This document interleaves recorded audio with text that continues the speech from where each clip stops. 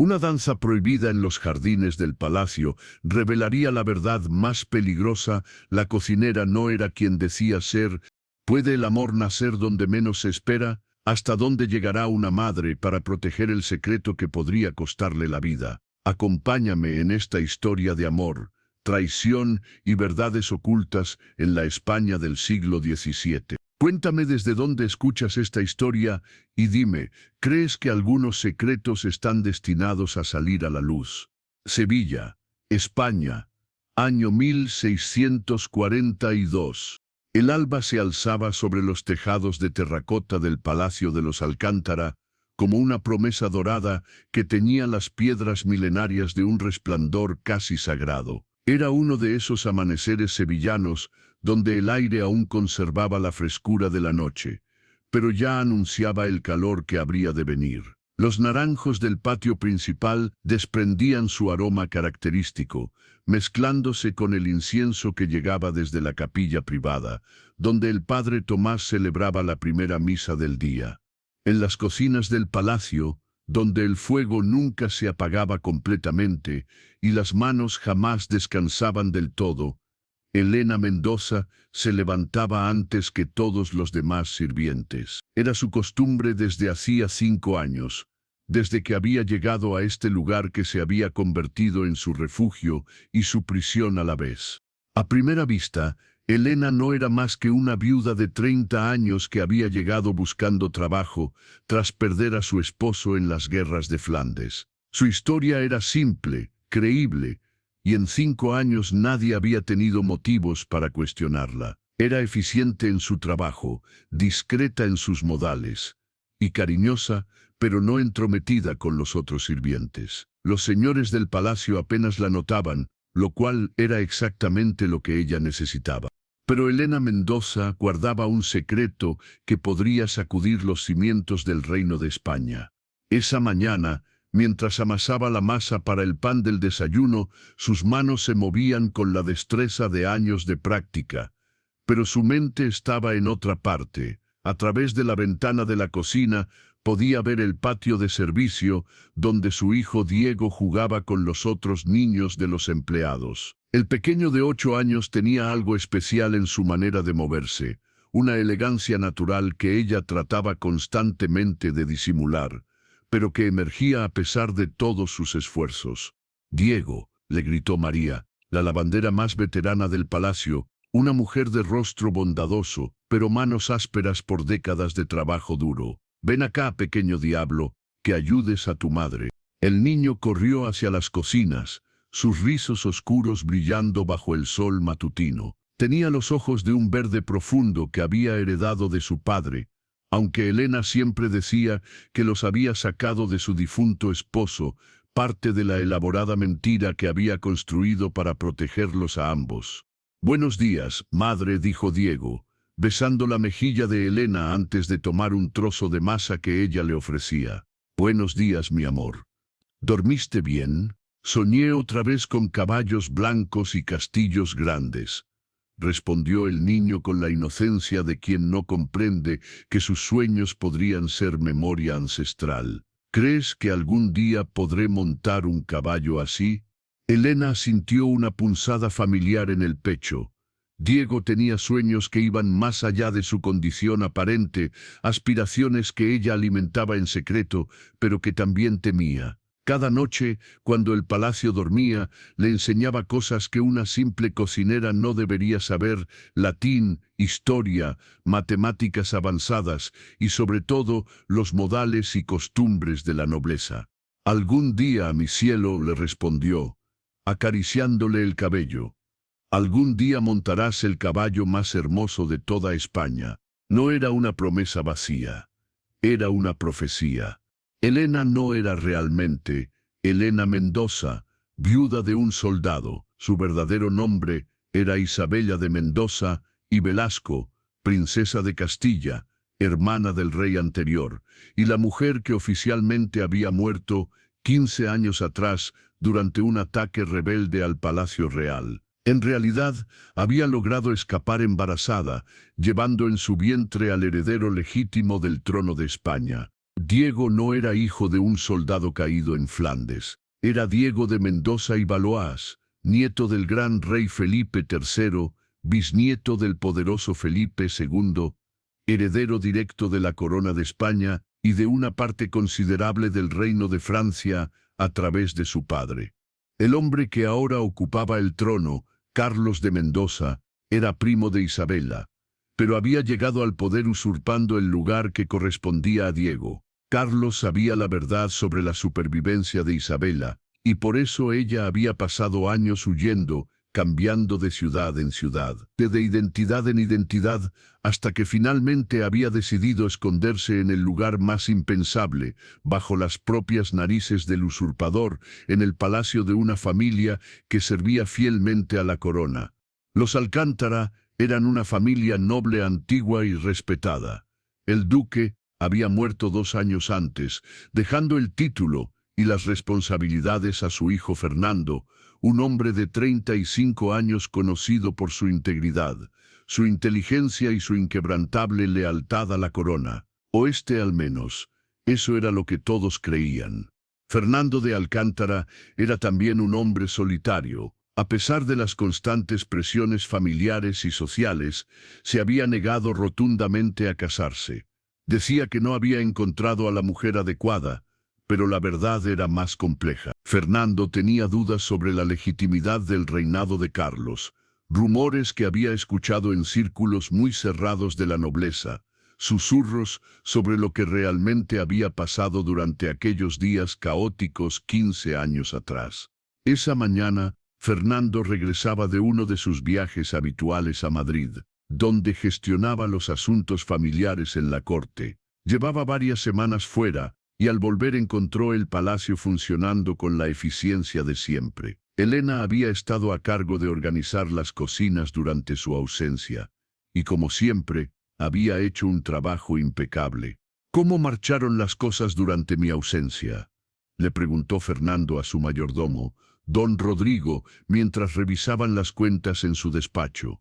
Sin novedad alguna, señor. La cocinera Elena mantuvo todo en orden. Es una mujer muy capaz. ¿La cocinera? Fernando alzó una ceja. No solía prestar atención a los detalles del servicio doméstico, pero algo en el tono de don Rodrigo le llamó la atención. Sí, señor. Elena Mendoza. Llegó hace 5 años con su hijo, una viuda muy trabajadora y discreta. Los otros sirvientes la respetan mucho.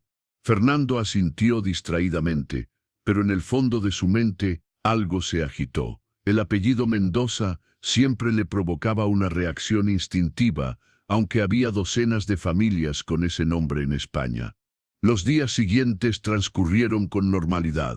Fernando se sumergió en el trabajo administrativo acumulado durante su ausencia.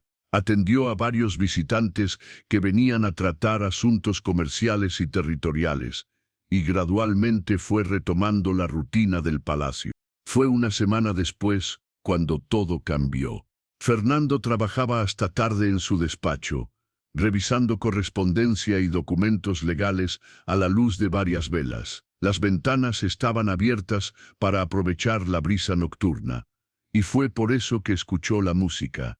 Al principio pensó que era su imaginación, pero no. Definitivamente había alguien tarareando una melodía en los jardines. Se acercó a la ventana y miró hacia abajo. Lo que vio lo dejó completamente inmóvil. Con el pequeño jardín trasero, iluminada solo por la luna llena, Elena danzaba con su hijo. Pero no era una danza campesina ni un juego infantil. Era una pavana, una de las danzas más complejas y elegantes de la corte europea, ejecutada con una perfección técnica que solo podía venir de años de entrenamiento formal. Elena se movía con una gracia que parecía fluir desde lo más profundo de su ser. Sus pasos eran exactos, su postura perfecta, y la manera en que guiaba a Diego hablaba de un conocimiento profundo no solo de la danza, sino de todo el protocolo cortesano que la acompañaba. Diego, a su vez, seguía los pasos con una facilidad natural que era imposible de fingir. El niño no solo aprendía los movimientos, los absorbía como si corrieran por su sangre, como si hubiera nacido para danzar en los salones más elegantes de Europa. Fernando observó fascinado durante varios minutos. La elegancia de Elena era indudable, pero había algo más. Sus facciones, iluminadas por la luz lunar, le resultaban vagamente familiares. Y la manera en que Diego alzaba la barbilla, la forma en que sostenía los hombros, había algo regal en ese niño de 8 años. Cuando la danza terminó, Fernando se retiró de la ventana con la mente llena de preguntas. Una cocinera viuda no sabía danzar la pavana. Un hijo de soldado no tenía esa elegancia natural. Y sin embargo, había visto lo que había visto. Durante los días siguientes, Fernando comenzó a observar a Elena con nuevos ojos. Notó cosas que antes había pasado por alto, la manera en que sostenía la pluma cuando escribía las listas de la despensa, con el refinamiento de alguien acostumbrado a la escritura elegante. La forma en que organizaba a las otras sirvientas, con una autoridad natural que iba más allá de la mera experiencia. El vocabulario que utilizaba, más amplio y sofisticado de lo que correspondía a su supuesta educación. Y sobre todo, observó a Diego. El niño destacaba entre los otros hijos de sirvientes como una rosa entre cardos, no solo por su inteligencia excepcional, que incluso el padre Tomás había comentado, sino por algo más sutil. Cuando interactuaba con los nobles que visitaban el palacio, Diego no mostraba la deferencia temerosa típica de los niños de clase baja. En su lugar, había una cortesía natural, casi instintiva, como si entendiera intuitivamente cómo comportarse en presencia de la nobleza. Fernando decidió poner a prueba sus sospechas. Una tarde se acercó a las cocinas, con el pretexto de revisar las provisiones para una cena importante que tendría lugar la semana siguiente. Elena estaba allí, supervisando la preparación de conservas para el invierno, y Diego la ayudaba organizando hierbas secas. «Elena», dijo Fernando de manera casual, «he oído que sabes leer y escribir. Me preguntaba si podrías ayudarme con este documento». Sacó un pergamino que había preparado específicamente para esta ocasión. Estaba escrito en latín clásico, una traducción de un texto de Cicerón que solo alguien con educación universitaria podría comprender completamente. Elena vaciló por un momento. Podía fingir ignorancia, pero había algo en la mirada de Fernando que le decía que ya sospechaba algo. Tomó el pergamino y lo leyó cuidadosamente. «Es un tratado sobre la administración de justicia», tradujo sin esfuerzo. Cicerón argumenta que la verdadera justicia debe estar basada en la ley natural, no en las conveniencias políticas del momento. Fernando asintió lentamente, pero sus ojos no se apartaron del rostro de Elena. «Es una traducción perfecta. ¿Dónde aprendiste latín, Elena?» Mi difunto esposo era un hombre culto. Me enseñó lo que sabía. Debía ser muy culto, efectivamente, murmuró Fernando. Y también debía conocer muy bien la danza cortesana. Elena sintió que el color abandonaba su rostro. «Señor príncipe, no sé de qué habla. Anoche te vi danzando con Diego en el jardín. No era una danza campesina, Elena. Era una pavana ejecutada con la perfección de alguien que ha sido entrenado en las cortes más refinadas de Europa». El silencio que siguió fue ensordecedor. Diego, que había estado escuchando sin entender completamente la conversación, se acercó instintivamente a su madre, percibiendo su tensión. Fernando se agachó para quedar a la altura del niño. «Diego, ¿qué más te enseña tu madre además de leer y escribir?»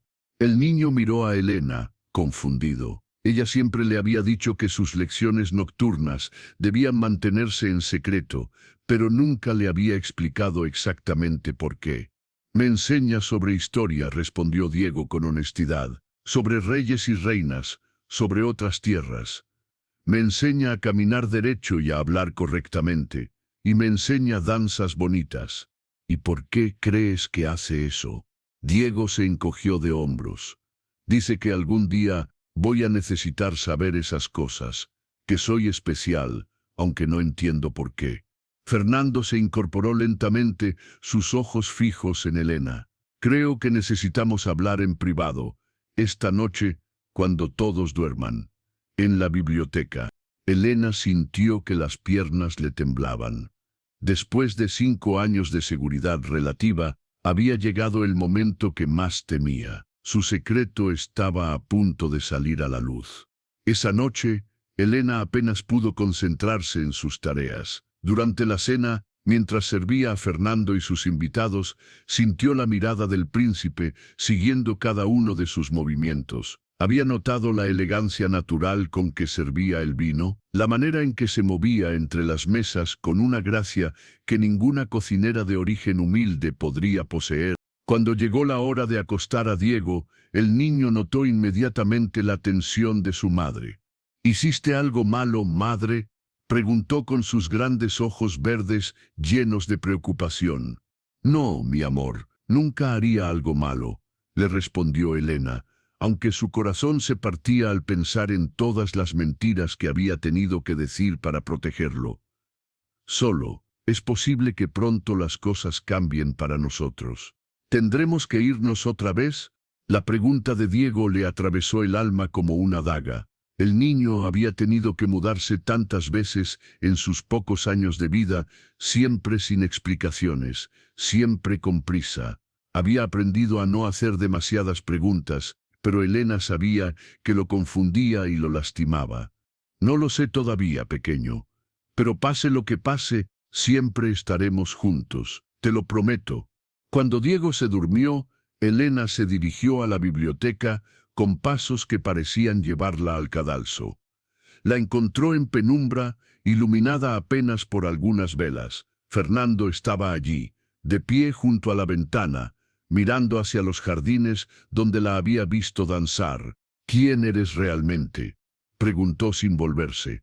Elena respiró profundo. Después de 5 años de mentiras constantes, la verdad se sentía extraña en su lengua, casi imposible de pronunciar. Soy Isabela de Mendoza y Velasco. Fernando se volvió bruscamente. Conocía ese nombre. Todo español culto lo conocía, pero además, él había visto el retrato oficial en el Palacio Real. Isabela de Mendoza y Velasco murió hace 15 años, dijo lentamente. Durante el ataque rebelde al Palacio Real. Fingí mi muerte para escapar. Estaba embarazada, y sabía que si me quedaba, tanto el niño como yo moriríamos. Fernando se acercó, estudiando su rostro con una intensidad que la hacía temblar. Si realmente eres Isabela de Mendoza, entonces eres... Soy la hermana del rey muerto, la tía del heredero legítimo, que también fue asesinado, y la madre del verdadero rey de España. Las palabras cayeron en el silencio de la biblioteca, como piedras en un lago profundo. Fernando se sentó pesadamente en una silla, tratando de procesar las implicaciones de lo que acababa de escuchar. ¿Estás diciendo que Diego es...? Diego es hijo del príncipe Luis de Valois, heredero de Francia, pero más importante aún, es el nieto del rey Felipe III y el bisnieto de Felipe II, es el heredero legítimo del trono de Castilla y Aragón. Fernando se pasó las manos por el cabello. Carlos de Mendoza. Es un usurpador, completó Elena con amargura. Mi primo, que aprovechó el caos de aquellos días para hacerse con el poder. Él sabe la verdad, Fernando. Sabe que sobreviví y que tengo un hijo. Por eso he estado escondiéndome todos estos años. ¿Y decidiste esconderte aquí? En el palacio de una familia que sirve a Carlos. Elena sonrió con tristeza. Era el último lugar donde me buscaría. Y además, necesitaba que Diego creciera cerca de la nobleza, que aprendiera los modales y la educación que necesitaría si algún día reclamaras el trono para él. No busco poder para mí, Fernando. Renuncié a todo eso, hace mucho tiempo, pero Diego merece conocer su verdadera identidad. Merece tener la oportunidad de elegir su destino. Fernando se levantó y caminó hacia la ventana. Su familia había servido fielmente a la corona durante generaciones, pero él también conocía los rumores sobre la manera en que Carlos había llegado al poder. Había oído susurros en la corte, insinuaciones sobre la verdadera naturaleza de los eventos de 15 años atrás. ¿Tienes pruebas de lo que dices? Elena se acercó a él y con manos temblorosas sacó de su vestido un pequeño medallón que siempre llevaba oculto contra su piel. Era el sello real de la Casa de Mendoza, con los grabados intrincados que solo los miembros directos de la familia real podían poseer. Fernando tomó el medallón y lo examinó cuidadosamente a la luz de las velas. Había visto objetos similares en ceremonias oficiales y podía confirmar que era auténtico. «Esto prueba tu identidad», murmuró, «pero no necesariamente la de Diego». Elena vaciló por un momento. Luego se remangó la manga de su vestido y le mostró su antebrazo izquierdo. Allí, grabada con tinta real y técnicas especiales que no podían falsificarse, estaba la marca que todos los miembros de la familia real española llevaban oculta: un pequeño escudo con la fecha de nacimiento, la posición en la línea sucesoria y símbolos que cambiaban con cada generación. Fernando había visto esa marca antes, en ceremonias muy privadas. Su propio padre se la había mostrado una vez, cuando era adolescente, explicándole algunos de los secretos más profundos de la corte. «Dios santo», susurró, «es real. Realmente eres Isabella de Mendoza».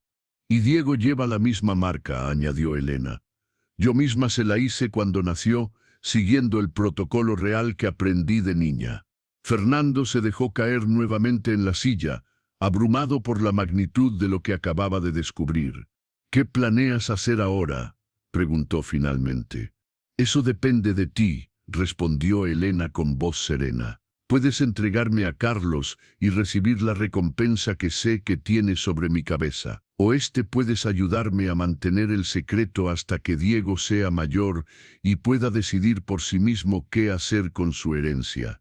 Fernando la miró largamente. En los 5 años que Elena había estado en su casa, había demostrado ser una mujer de principios inquebrantables. Había visto cómo cuidaba a los otros sirvientes cuando enfermaban, cómo defendía a los más débiles contra los abusos, cómo criaba a su hijo con una mezcla perfecta de amor y disciplina.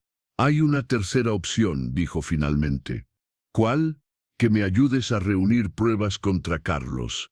Que juntos expongamos la verdad sobre cómo llegó al poder y devolvamos el trono a quien le pertenece por derecho de nacimiento». Elena lo miró con sorpresa genuina. «Eso sería traición contra tu señor feudal. Mi lealtad es a la corona legítima de España, no a un usurpador que manchó su camino al trono con sangre inocente». Los días que siguieron fueron los más tensos que Elena había vivido desde su llegada al palacio. Fernando mantuvo su promesa de discreción absoluta, pero ambos sabían que las cosas habían cambiado para siempre. Durante el día, ella continuaba con sus tareas en la cocina, manteniendo la fachada de normalidad que había perfeccionado durante años. Pero por las noches, Fernando comenzó a visitarla en la biblioteca bajo el pretexto de revisar las cuentas de la casa. En realidad, estaban elaborando cuidadosamente un plan para exponer la verdad sobre Carlos y restaurar a Diego en su lugar legítimo. Fernando tenía contactos valiosos en la corte, nobles que también habían expresado dudas privadas sobre la legitimidad del reinado actual. Pero exponer la verdad requería más que testimonios, necesitaban pruebas documentales irrefutables, y más crucialmente, tenían que garantizar la seguridad de Diego durante todo el proceso. «Si hacemos esto», le dijo Fernando una noche, mientras revisaban mapas de las propiedades nobles que podrían apoyar su causa, «no habrá vuelta atrás. Carlos no dudará en matarnos a todos si descubre lo que estamos planeando». «Ya no hay vuelta atrás», respondió Elena con una determinación férrea. «En el momento en que Diego empezó a hacer preguntas sobre su identidad, en el momento en que tú nos viste danzar, el destino ya se puso en marcha». Fernando asintió, pero había algo más que quería discutir, algo personal que había estado creciendo en su corazón durante esas noches de conspiraciones y confidencias. «Elena, Isabella, como prefieras que te llame», comenzó con cierta vacilación. Hay algo que necesito preguntarte. Dime, en todos estos años escondiéndote, ¿nunca pensaste en casarte otra vez? Un marido te habría dado protección legal, una identidad más sólida. Elena sonrió con tristeza, una expresión que Fernando había aprendido a conocer bien.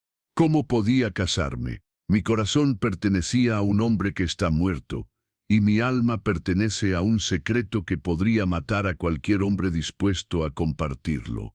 Y si hubiera un hombre dispuesto a compartir ese secreto, dispuesto a ayudarte a proteger a Diego y a luchar por su derecho, Elena lo miró con nuevos ojos, sintiendo algo moverse en su pecho que había creído muerto para siempre.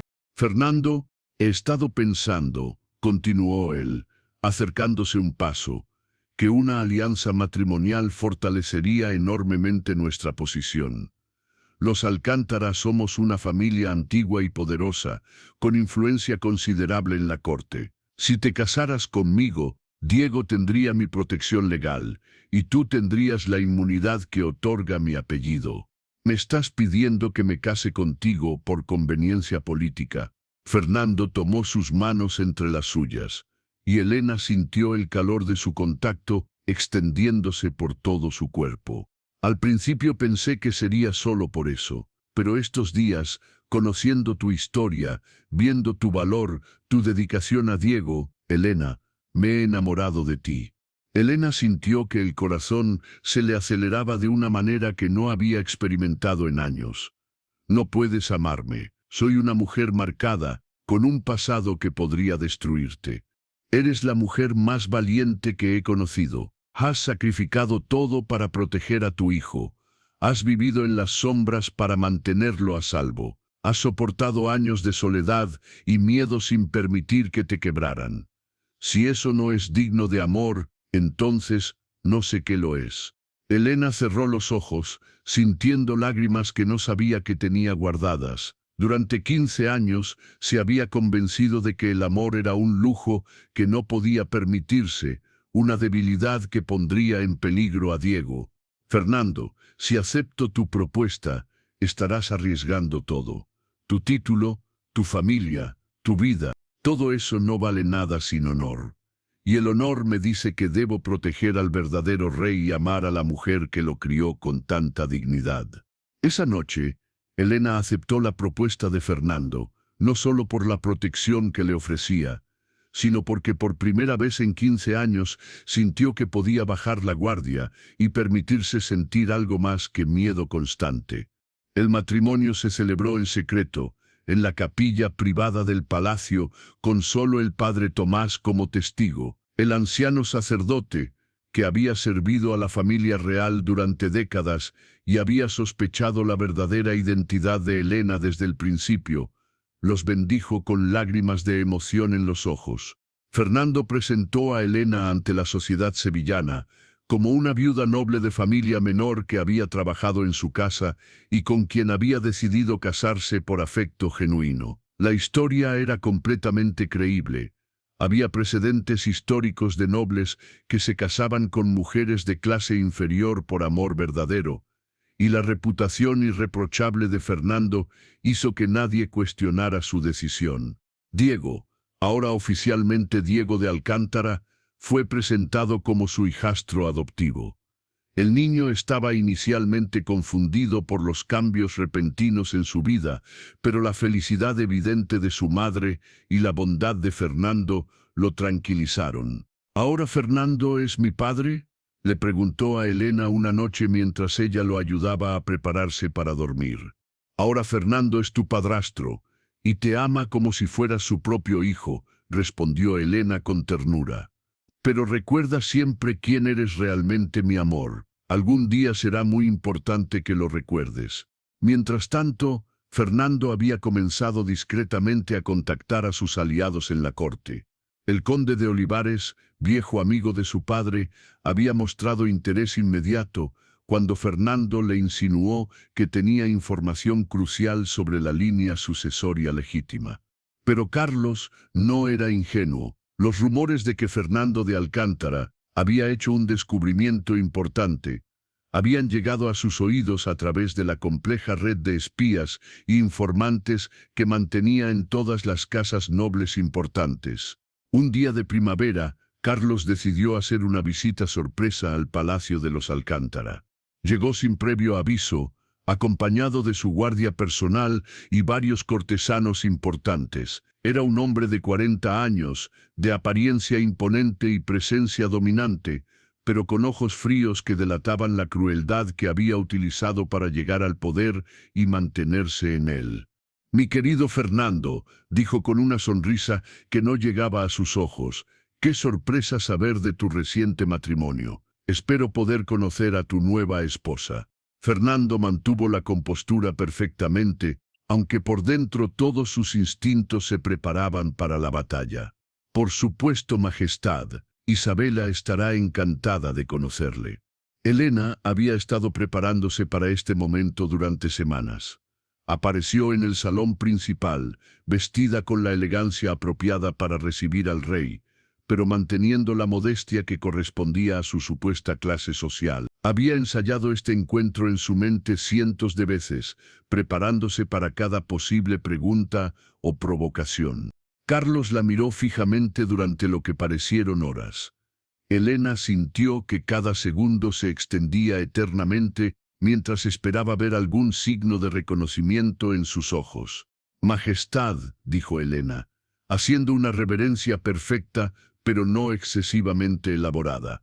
«Lady Isabela», respondió Carlos, tomando su mano y besándola con una galantería que no lograba ocultar el escrutinio feroz de su mirada. «Fernando me ha hablado mucho de vos. Debo decir que tenéis un aire familiar. ¿De qué familia decís que venís?»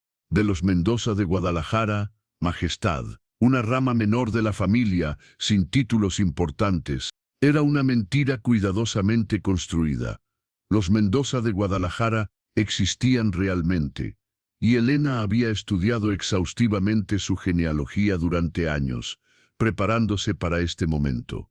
«Ah, los Mendoza», murmuró Carlos, y Elena detectó un destello peligroso en sus ojos, una familia con una historia muy interesante. En ese momento, Diego entró al salón acompañado por su tutor. Elena sintió que el corazón se le detenía completamente. No había manera de evitar este encuentro, pero había esperado tener más tiempo para preparar al niño. «Y este debe ser vuestro hijo», dijo Carlos, estudiando al niño con una intensidad que helaba la sangre. Diego se acercó e hizo una reverencia impecable, exactamente como Elena le había enseñado. «Majestad». Carlos se agachó para quedar a la altura del niño, y Elena tuvo que hacer un esfuerzo sobrehumano para no interponerse entre ellos. «¿Cuántos años tienes, muchacho?», preguntó Carlos con voz aparentemente amable. «8 años, Majestad». «Muy interesante. Tienes un aire muy noble para ser hijo de un simple soldado. ¿Tu padre te enseñó buenos modales antes de morir en la guerra?» Diego miró brevemente a su madre antes de responder.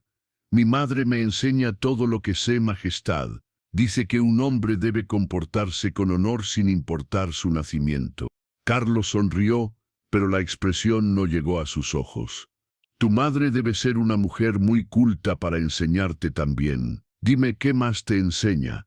«A leer y escribir, a contar y algo de latín. También me enseña sobre la historia de España y sus grandes reyes». «¿Y qué opinas de esos grandes reyes?» Diego alzó la barbilla con una confianza que helaba la sangre a Elena. «Que un verdadero rey debe servir a su pueblo y proteger a los inocentes, Majestad». El silencio que siguió fue ensordecedor. Carlos se incorporó lentamente, sin apartar la mirada del niño. «Palabras muy sabias para alguien tan joven», murmuró. Luego se dirigió a Elena con una sonrisa helada. «Tenéis un hijo excepcional, señora. Muy especial». La conversación continuó durante otros minutos tensos, con Carlos haciendo preguntas aparentemente inocentes, pero cargadas de doble sentido. Elena respondía con cuidado, manteniéndose firme en su historia, mientras luchaba contra el terror que le atenazaba el pecho. Finalmente, Carlos anunció que debía partir, pero antes de irse se dirigió a Fernando. Mi querido amigo, me gustaría invitarte a la corte la próxima semana. Hay asuntos importantes que discutir sobre las nuevas políticas de impuestos en Andalucía. Y por supuesto, tu encantadora esposa y tu hijastro están cordialmente invitados a acompañarte. Fernando asintió, aunque ambos sabían que no era realmente una invitación, sino una orden disfrazada. Será un honor, Majestad. Cuando Carlos se marchó con su séquito, Elena se desplomó en una silla, temblando incontrolablemente. Me reconoció, susurró, lo vi en sus ojos. Sabe exactamente quién soy. Fernando se arrodilló junto a ella, tomando sus manos heladas entre las suyas. No podemos estar completamente seguros. Fernando, la forma en que miró a Diego, la manera en que hizo esas preguntas, nos está poniendo a prueba. La invitación a la corte es una trampa.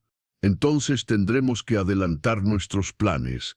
Esa misma noche Fernando envió mensajes cifrados y urgentes a todos sus contactos leales. El conde de Olivares, el duque de Lerma, el marqués de Villena y otros nobles que durante años habían expresado dudas privadas sobre la legitimidad del reinado de Carlos. El mensaje era claro y desesperado.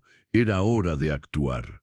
Elena pasó esa noche preparando a Diego para lo que podría venir.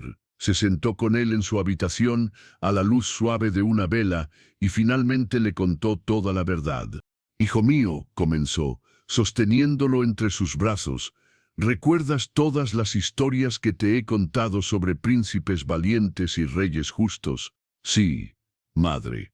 Pues resulta que tú eres uno de esos príncipes. Tu verdadero padre no era un soldado común. Era el príncipe Louis de Francia. Y yo no soy una simple viuda. Soy Isabela de Mendoza y Velasco, hija del rey de España». Diego la miró con ojos enormes, tratando de procesar la magnitud de lo que acababa de escuchar. ¿Eso significa que soy realmente un príncipe? Más que eso, mi amor, eres el verdadero rey de España. Pero hay hombres malvados que no quieren que sepas la verdad, y por eso hemos tenido que escondernos todos estos años. Y el señor que vino hoy, ese hombre no es el verdadero rey. Tomó el trono que te pertenece por derecho, y si descubre que estás vivo, tratará de hacerte daño. Diego procesó esta información con una seriedad impresionante para sus 8 años. «¿Qué vamos a hacer, madre?» Elena lo abrazó con fuerza, tratando de transmitirle una seguridad que no sentía. «Fernando y otros hombres buenos van a ayudarnos a recuperar lo que es tuyo. Pero necesito que seas muy valiente, ¿de acuerdo? Más valiente de lo que cualquier niño debería tener que ser». Al día siguiente comenzaron los eventos que cambiarían para siempre el curso de la historia española. El conde de Olivares había logrado reunir en secreto a un grupo selecto de nobles en su palacio de Córdoba. Eran hombres poderosos, con ejércitos privados e influencia considerable, pero también hombres que habían vivido durante años con dudas sobre la legitimidad del rey actual.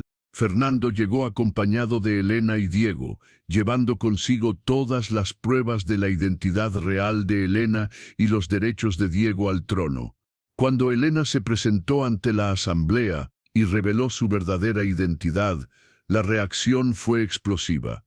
El salón se llenó de gritos de asombro, acusaciones de impostura y demandas de pruebas irrefutables.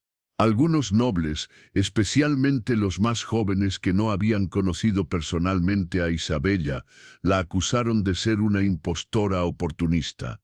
Otros, particularmente los veteranos de la corte, comenzaron a reconocer rasgos familiares en su rostro y en el de Diego.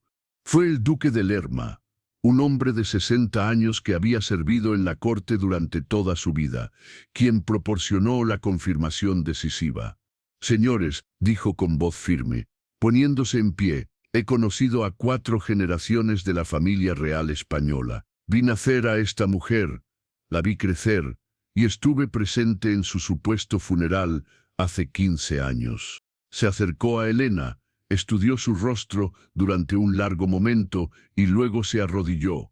«Es ella», declaró con voz clara que resonó por todo el salón. Isabella de Mendoza y Velasco, heredera legítima del trono de Castilla y Aragón, la reconozco sin sombra de duda. Pero la confirmación más dramática llegó de una fuente completamente inesperada.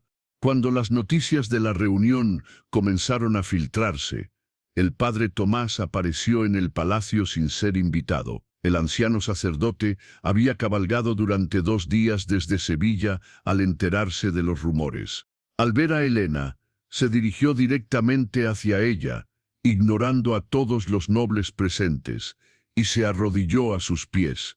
«Alteza», murmuró con voz quebrada por la emoción, «he rezado todos estos años por vuestra seguridad y la del príncipe». Elena lo ayudó a incorporarse, con lágrimas corriendo por sus mejillas. «Padre Tomás, ¿sabía desde el principio que estaba viva?» «Lo sospeché desde el primer día que llegó al palacio», confesó el anciano. «Reconocí sus modales, su manera de hablar, la forma en que educaba al joven Diego, pero entendí que tenía motivos poderosos para esconderse y respeté su secreto».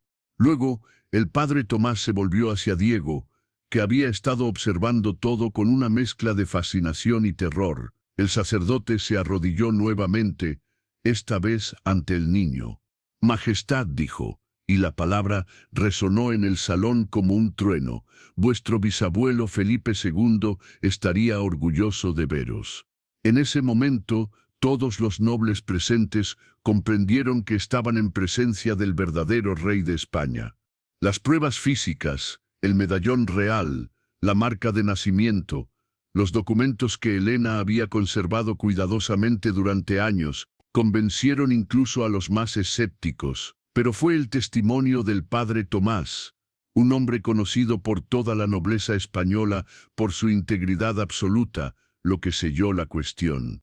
Sin embargo, reconocer la legitimidad de Diego era una cosa, hacer algo al respecto era completamente diferente. Carlos no era un hombre que se rendiría fácilmente. Había matado para llegar al trono y no dudaría en matar otra vez para conservarlo. Tenía el control del ejército real, de la guardia personal y de la mayoría de los funcionarios gubernamentales. Pero Diego tenía algo más poderoso, la legitimidad incuestionable y el apoyo de las casas nobles más antiguas y respetadas de España. La noticia de la supervivencia de Isabella y de la existencia de Diego se extendió como un incendio por toda España. En Madrid, Carlos recibió los informes con una furia fría que aterrorizó incluso a sus partidarios más leales. «Quiero que me traigan a esa mujer y a ese bastardo», ordenó a sus generales. «Vivos o muertos, pero quiero que me los traigan». Sin embargo, ya era demasiado tarde. Diego estaba bajo la protección de un ejército improvisado pero poderoso, formado por las fuerzas combinadas de una docena de casas nobles. Fernando había sido nombrado Lord Protector y comandante general de las fuerzas leales, mientras que Elena asumía oficialmente el papel de reina madre y regente. La guerra civil que siguió fue brutal pero relativamente breve. Carlos tenía ventaja en números, pero Diego tenía ventaja en moral y legitimidad. Importantes guarniciones militares comenzaron a desertar hacia el bando de Diego cuando se corrió la voz de su verdadera identidad. La batalla decisiva se libró en los campos de Guadalajara, no lejos de las tierras ancestrales de la familia Mendoza. Fernando comandó las tropas leales con una brillantez táctica que sorprendió incluso a sus aliados, mientras que Elena y Diego permanecían en un castillo cercano, protegidos por una guardia selecta, pero listos para huir si la batalla se volvía en su contra. Carlos había decidido liderar personalmente las fuerzas realistas, confiando en que su presencia inspiraría a sus tropas y aterrorizaría a los rebeldes. Fue un error fatal.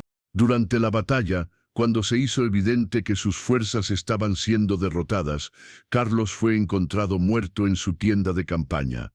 Oficialmente, había muerto por una herida de espada, pero los rumores insistían en que se había envenenado antes de permitir que lo capturaran vivo. Con la muerte de Carlos, la resistencia se desmoronó. Las tropas realistas se rindieron en masa y los funcionarios gubernamentales comenzaron a cambiar de bando con la velocidad de hojas llevadas por el viento. El 15 de agosto de 1643, en una ceremonia que reunió a toda la nobleza española en la Catedral de Toledo, Diego de Mendoza y Valois fue coronado rey de España con apenas 9 años de edad. La coronación fue un evento sin precedentes. Nunca antes en la historia de España un rey tan joven había sido coronado en circunstancias tan dramáticas. Pero también fue una celebración de justicia restaurada y legitimidad reconquistada. Elena, ahora oficialmente reconocida como Isabella de Mendoza, reina madre y regente del reino, se mantuvo junto a Diego durante toda la ceremonia. Vestía un manto real de terciopelo azul oscuro, pero su verdadero orgullo no estaba en las joyas o la corona que llevaba, sino en ver a su hijo tomar su lugar legítimo en la historia. Fernando, nombrado Lord Protector del Reino y primer consejero de su Majestad, permanecía al otro lado de Diego. Entre los tres habían logrado lo imposible, restaurar la monarquía legítima y devolver la justicia a España. Pero el momento más emocionante de la ceremonia llegó cuando Diego, con la corona real descansando sobre sus rizos oscuros, se dirigió a los nobles reunidos. «Señores de España», dijo con una voz clara que resonó por toda la catedral, «prometo gobernar con justicia, proteger a los inocentes y servir a mi pueblo con honor. Pero también prometo recordar siempre que un rey verdadero no es coronado por la fuerza, sino por el amor de su pueblo». Las palabras, obviamente ensayadas pero pronunciadas con sinceridad genuina, arrancaron lágrimas a muchos de los presentes. Después de la ceremonia, mientras las campanas de toda España repicaban en celebración, Elena se encontró un momento para estar a solas con Fernando en los jardines del Palacio Real. «¿Te arrepientes?», le preguntó, mirando hacia donde Diego recibía los saludos formales de los embajadores extranjeros, su pequeña figura casi perdida en las voluminosas vestiduras reales. Fernando la tomó de la mano, entrelazando sus dedos con los suyos. «¿Arrepentirme de haber encontrado el amor verdadero mientras ayudaba a coronar al rey legítimo? Jamás». Elena sonrió, sintiendo una paz que no había conocido en 15 años de huida y ocultación. «Cuando te vi esa primera noche enseñando a Diego a bailar», continuó Fernando, «no solo vi a una mujer ocultando su identidad, vi a una madre enseñando a su hijo todo lo hermoso que el mundo le había negado. Vi nobleza verdadera, no la que se hereda por sangre, sino la que se gana con el corazón y se mantiene con el valor». «Y yo», murmuró Elena, apoyándose contra su hombro, «vi por primera vez a un hombre dispuesto a arriesgar todo por la justicia. Un hombre que se enamoró no de una princesa en un palacio, sino de una cocinera en las sombras». Se quedaron en silencio por un momento, recordando aquel primer encuentro en los jardines, donde ella había revelado sin saberlo quién era realmente, donde una simple danza había puesto en marcha los eventos que cambiarían la historia de España. «¿Sabes qué es lo más hermoso de todo esto?», preguntó Elena, después de un rato. «¿Qué?». «Que Diego creció aprendiendo que el amor y la lealtad son más importantes que el poder o el miedo. Será un buen rey, porque antes fue un niño querido y protegido». En ese momento, Diego se acercó corriendo hacia ellos, a pesar de las protestas escandalizadas de sus nuevos consejeros. Aún llevaba la corona, pero se había quitado el manto real y corría con la libertad de un niño de 9 años. «¡Madre!», Fernando gritó, lanzándose a sus brazos. «El embajador de Francia dice que ahora soy primo del rey Louis. ¿Eso significa que puedo visitarlo?». Elena se arrodilló para quedar a su altura, acomodándole la corona que se había ladeado peligrosamente con la carrera.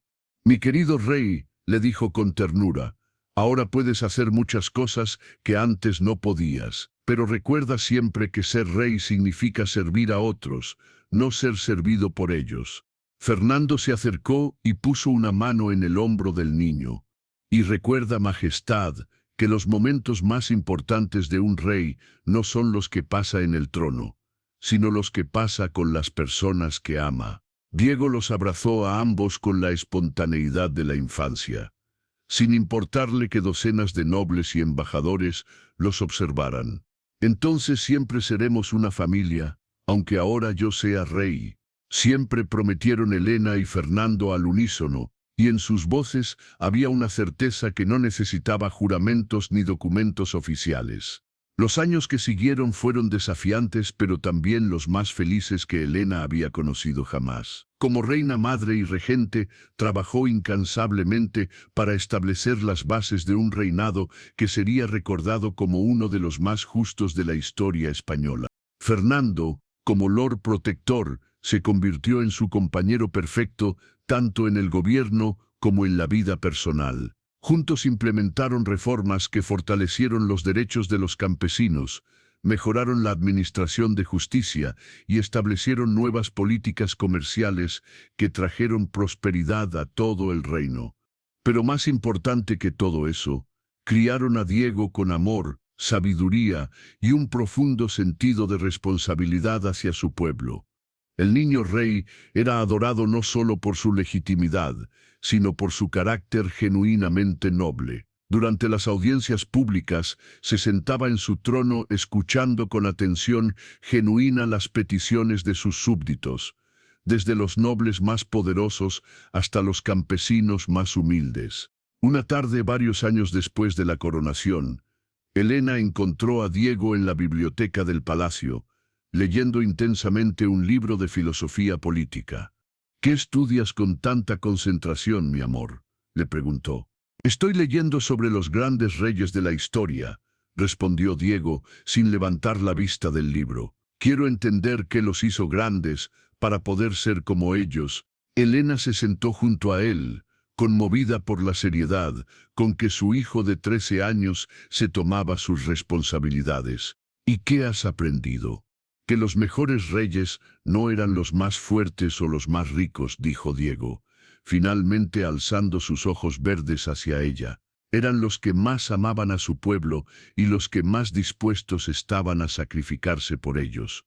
Es una lección muy sabia, como las que me enseñaste cuando pensaba que era solo el hijo de una cocinera», añadió Diego con una sonrisa. «Creo que esas primeras lecciones fueron las más importantes de todas». Elena sintió lágrimas de orgullo en sus ojos.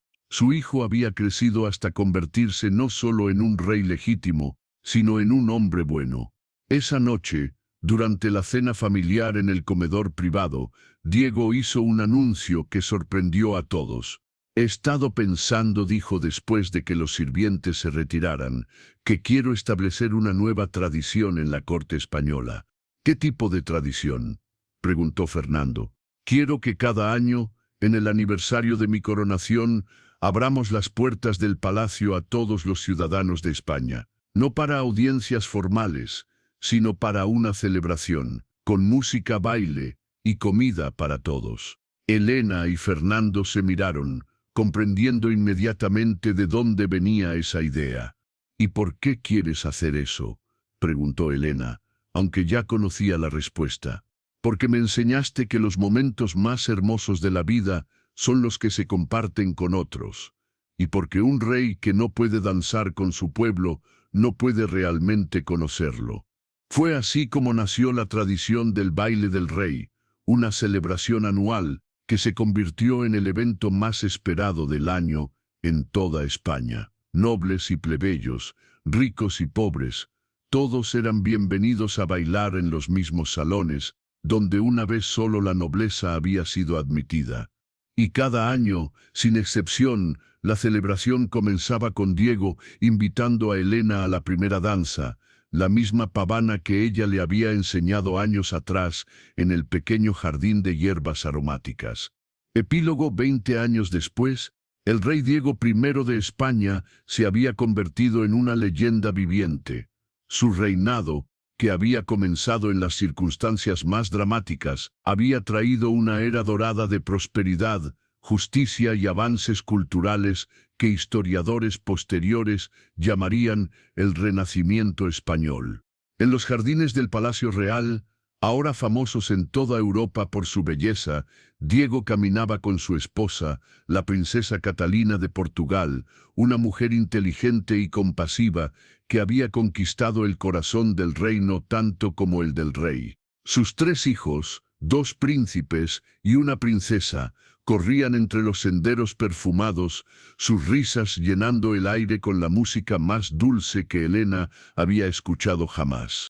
Elena, ahora de 55 años con cabello plateado pero ojos que conservaban toda su vivacidad, los observaba desde un banco de mármol tallado. A su lado Fernando, ahora con algunas canas pero con la misma presencia noble que la había enamorado, leía en voz alta pasajes de un libro de poemas. «¿Recuerdas?», le murmuró Fernando al oído, cerrando el libro por un momento, «cuando pensabas que nunca podrías ser feliz otra vez».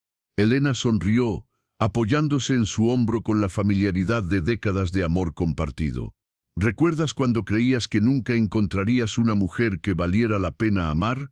Me enamoré de una cocinera que resultó ser una reina», rió Fernando suavemente. «Y yo me enamoré de un príncipe que me amó cuando era solo una madre desesperada tratando de proteger a su hijo». Diego se acercó a ellos con sus propios hijos en brazos, su presencia todavía irradiando la misma calidez que había tenido desde niño, pero ahora templada por años de sabiduría y experiencia. «Madre, Fernando», dijo con la sonrisa que había conquistado el corazón de España, «los niños quieren que les cuenten la historia». «¿Cuál historia?», preguntó Elena, aunque ya sabía perfectamente cuál.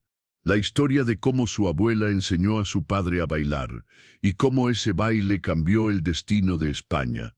Elena miró a Fernando, quien asintió con los ojos brillantes de diversión y nostalgia.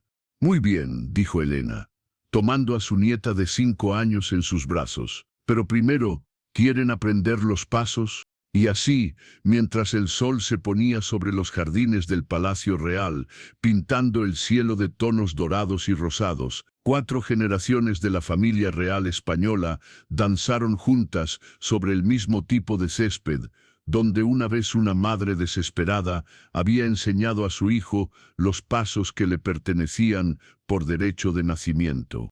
La música flotaba en el aire llevada por una brisa que había sido testigo de secretos, lágrimas, miedo, valor, amor y triunfo. Y en cada paso, en cada giro, en cada sonrisa intercambiada entre abuelos, padres e hijos, se escribía la continuación de una historia que había comenzado con una simple danza prohibida en la oscuridad de la noche. Diego, ahora de 29 años y considerado uno de los reyes más sabios de Europa, se detuvo por un momento para observar a su familia. Su madre, que había sacrificado todo para protegerlo, Fernando, que había arriesgado todo para amarlos, sus propios hijos, que crecían libres de los miedos que habían marcado su propia infancia. «¿En qué piensas, mi amor?», le preguntó Catalina, notando su expresión pensativa. «En que la historia podría haber sido muy diferente», respondió Diego, mirando hacia donde Elena enseñaba a su nieto pequeño los primeros pasos de una danza sencilla. «Si ella no hubiera tenido el valor de enseñarme quién era realmente, si Fernando no hubiera tenido la sabiduría de ver más allá de las apariencias, si cualquiera de ellos hubiera elegido el camino fácil en lugar del camino correcto. Pero no lo hicieron», murmuró Catalina, tomando su mano, «y por eso estamos aquí». «Por eso estamos aquí», acordó Diego, apretando suavemente sus dedos. Esa noche, después de que los niños fueron llevados a dormir y los invitados regresaron a sus aposentos, Diego se dirigió a la capilla privada del palacio. Era su costumbre al final de cada día, un momento de reflexión y gratitud que había mantenido desde la infancia. Se arrodilló ante el altar donde una vela siempre permanecía encendida, y ofreció la misma oración que había pronunciado cada noche durante 20 años. «Gracias por darme una madre que tuvo el valor de enseñarme la verdad. Gracias por darme un padre que eligió el amor por encima del deber. y gracias por darme la oportunidad de servir a un pueblo que merece lo mejor de mí. Al salir de la capilla, encontró a Elena esperándolo en el corredor, como tantas veces durante su infancia. ¿No puedes dormir?, le preguntó, con la misma ternura maternal que nunca había perdido. Solo quería asegurarme de que no había olvidado dar las gracias, respondió Diego, besando su frente. Nunca lo olvidas, murmuró Elena, acariciando su mejilla. Ese es tu don más grande, hijo mío. No tu corona, no tu título, sino tu corazón agradecido. Caminaron juntos hacia los aposentos reales, sus pasos resonando suavemente en los corredores, donde una vez ella había trabajado en las sombras, y él había jugado sin conocer su destino. «Madre», dijo Diego, al llegar a la puerta de sus habitaciones, ¿alguna vez te arrepientes de todo lo que tuviste que sacrificar para traerme hasta aquí? Elena se detuvo, lo tomó del rostro con ambas manos, y lo miró con ojos que brillaban con lágrimas de felicidad. «Diego, mi querido rey, mi hijo del alma», le dijo con voz firme, «cada momento de sufrimiento, cada año de miedo, cada noche de soledad, todo valió la pena por verte convertido en el hombre que eres hoy. No solo en el rey que España necesitaba, sino en el hijo del que cualquier madre se sentiría orgullosa». Se abrazaron en el silencio del corredor, madre e hijo, reina y rey, dos sobrevivientes que habían encontrado el camino desde las sombras hasta la luz. Y en los jardines del palacio, donde todo había comenzado, los jazmines florecían bajo la luna llena, perfumando la noche con el aroma de los sueños cumplidos y las promesas mantenidas. Porque algunas verdades están destinadas a salir a la luz, algunos amores están destinados a cambiar el mundo y algunas danzas están destinadas a escribir la historia. Y en España, cada vez que una madre enseña a su hijo a bailar, los vientos nocturnos susurran la historia de Elena, Fernando y Diego, la cocinera que era reina, el príncipe que eligió el amor por encima del deber, y el niño que se convirtió en el rey más justo y querido que el reino había conocido jamás. Esta historia nos recuerda que la verdadera nobleza no se hereda por sangre, sino que se conquista con el corazón y se mantiene con el valor. Que el amor verdadero puede florecer en los lugares más inesperados y bajo las circunstancias más adversas. Y que a veces los secretos más peligrosos son precisamente los que necesitan ser revelados para que la justicia pueda triunfar. Si esta historia tocó tu corazón, cuéntanos en los comentarios, ¿qué momento te emocionó más? ¿La primera danza en el jardín secreto? ¿El momento en que Fernando descubre la verdad sobre Elena? ¿La confrontación con Carlos o la coronación del joven Diego? Y si llegaste hasta aquí, hasta este último suspiro de la narración, escribe la palabra danza en los comentarios. Así sabremos que formas parte de quienes creen en el poder transformador del amor verdadero y en la fuerza de las madres que luchan por sus hijos.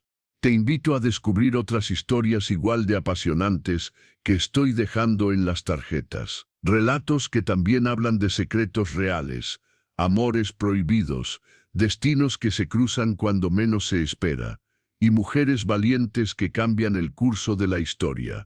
Gracias por acompañarme en esta historia, y recuerda, a veces, una simple danza prohibida puede cambiar el destino de un reino entero.